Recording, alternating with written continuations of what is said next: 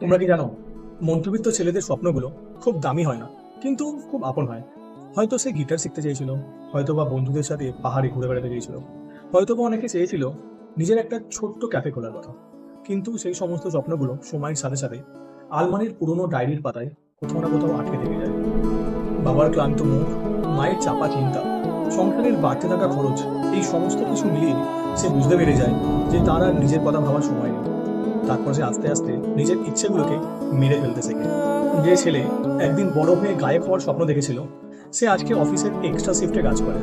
তারপর যে ছেলে হায়ার স্টাডিজের জন্য ভেবেছিল বাইরে যাবে, সে নিজের সংসারের দায়িত্ব নেওয়ার জন্য আজকে নিজের বাড়ির সামনে ছোট্ট একটা অফিসে চাকরি করে সংসারের দায়িত্ব নেয়।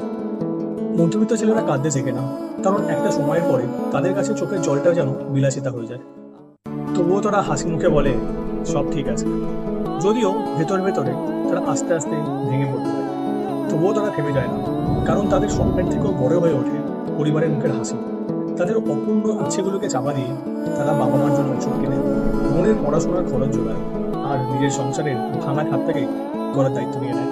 শেষ পর্যন্ত হয়তো তারা কিছুই পায় না, কিন্তু দিনের শেষে রাতে যখন পরিবার নিশ্চিন্তে ঘুমায়, সেই মধ্যবিত্ত ছেলেটা নিঃশব্দে মনে মনে ভাবে এটাই হয়তো তার স্বপ্ন ছিল, সবাইকে ভালো রাখা।